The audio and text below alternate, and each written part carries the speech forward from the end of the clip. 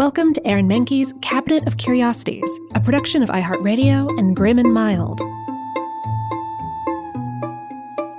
Our world is full of the unexplainable. And if history is an open book, all of these amazing tales are right there on display, just waiting for us to explore. Welcome to the Cabinet of Curiosities.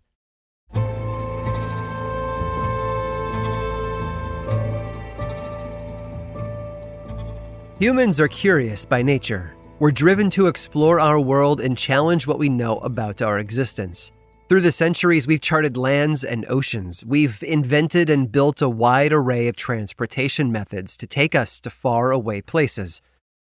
And not just horizontal travel. In 1953, 2 men reached the summit of Mount Everest. And in recent years, we've sent humans in submersibles through the Pacific Ocean's Mariana Trench. And then there's space. We've been to the moon and landed probes on Mars. Despite the jokes, the moon is not made of cheese, although the ancient Greeks did exile a philosopher for believing the moon was just a giant rock and not a god. Which reminds me, we've believed a lot of crazy things about the Earth over the years, and it's taken centuries to dispel a lot of those notions. But in early 1800s America, we were still exploring and had a lot of questions. Curiosity is a good thing, after all. Captain John Cleves Symes Jr. was a military captain who had served in the War of 1812. He was well-educated and well-read, but of all the subjects he'd studied, the one that interested him the most was the Earth. He wasn't a scientist by any means, although he had a few theories about our planet, and he thought we should explore them. He published a pamphlet explaining his theories in detail and had 500 copies made. Then he toured the United States and handed them out to scientists and politicians during his lectures. His theories were met with plenty of skepticism, and he turned to his societal connections to give him some credibility. He held a fundraiser for an expedition to the North Pole. If there was proper funding, he proposed, explorers would bring back all the proof necessary to back up his claims. And soon enough, he caught the attention of one politician in particular who had enough power to make his dream of exploration a reality: President John Quincy Adams. During his presidency, Adams established the Naval Observatory in Washington, D.C., which had drawn considerable ridicule. He'd also been instrumental in establishing the Smithsonian Institute. John Quincy was the eldest son of John Adams, the second president of the United States. Considered highly intelligent, he had attended top schools all over Europe, eventually earning admission at Harvard, where he graduated at the top of his class. And as a side note, Adams also loved to skinny dip and regularly swam nude in the Potomac River. It has no connection to our story, but if that little fact has to live inside my head, it gets to live inside yours as well. Like Symes, Adams loved the thrill of discovery and presented the project to Congress. But Congress didn't see the value in spending taxpayer dollars for such an endeavor, calling it ludicrous. At the time, though, presidents didn't need as much approval, and Adams overrode Congress and backed Symes' proposal anyway. Symes believed that the North and South Poles had deep caves, and he wanted to explore them. He estimated that 100 men would be sufficient to carry out the study.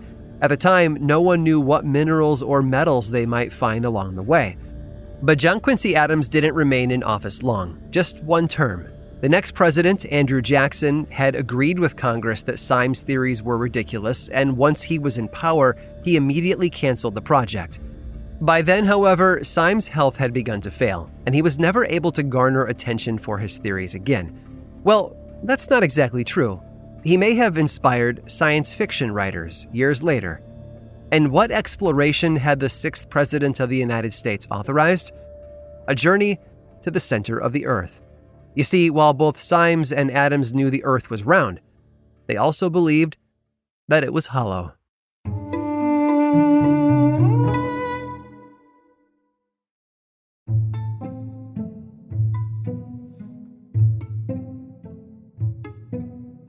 When we think of brilliant minds, we think of people like Leonardo da Vinci, Marie Curie, and Alan Turing, innovators who changed art, science, and every other way we understand our world.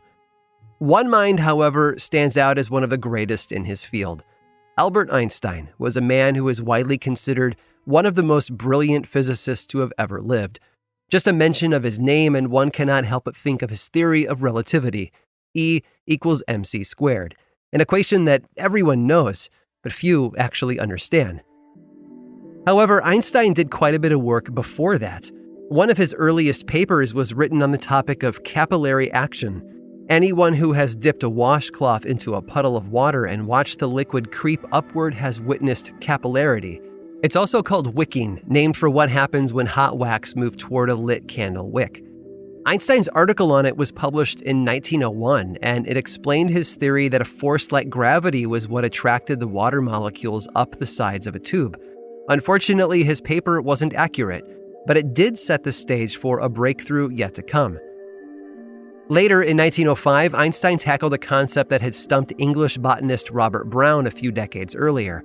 Back in 1827, Brown had placed a drop of dust-filled water beneath his microscope and noticed something odd. The bits of dust in the droplet were moving all over the place, shivering randomly. It wasn't until Einstein revisited Brown's observations for his own paper that he found an explanation. The dust wasn't shaking on its own. It was being pushed around the water by molecules that were invisible to the naked eye.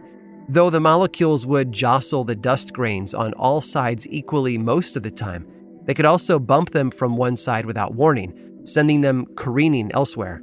And although it was Einstein who had uncovered the truth, today the concept is known as Brownian motion.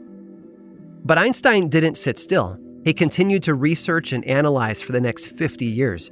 For example, in 1917, he'd been theorizing about something he called spontaneous emission. It was a phenomenon that occurred when an atom charged with photons left its high-energy state by emitting those photons, which dropped into a low-energy state. The process also worked the other way around, too, with low-energy atoms absorbing photons to advance to a higher-energy state. But Einstein had a problem. He wanted to accurately calculate the kind of radiation these atoms gave off, but other physicists were finding vastly different results in their own experiments. So Einstein went back to the drawing board. He looked at his formulas and hypothesized that photons moved together when they were in the same state. If the photons traveled in one formation, then a high-energy atom would emit its own photon in the same direction. That had been the missing piece of the puzzle. And so Einstein changed his theory from spontaneous emission to stimulated emission. 30 years later, when physicists used mirrors to reflect a stream of photons, they called their discovery this: light amplification by stimulated emission of radiation, in honor of Einstein's paper. But that name was just too long for normal conversation, so they simply shortened it to laser. And those lasers are now used in military weapons, DVD players, and even toys that we can annoy our cats with. As for his work on Brownian motion, well, it's been used to analyze how stock market prices change over time and to predict the performance of markets around the world. And 6 years after publishing his article on capillary action, it found its own real-world application. A company from Pennsylvania had been looking for an alternative to cloth towels, which often became home to mold and disease from frequent use. What the company eventually produced was disposable, inexpensive, and absorbent.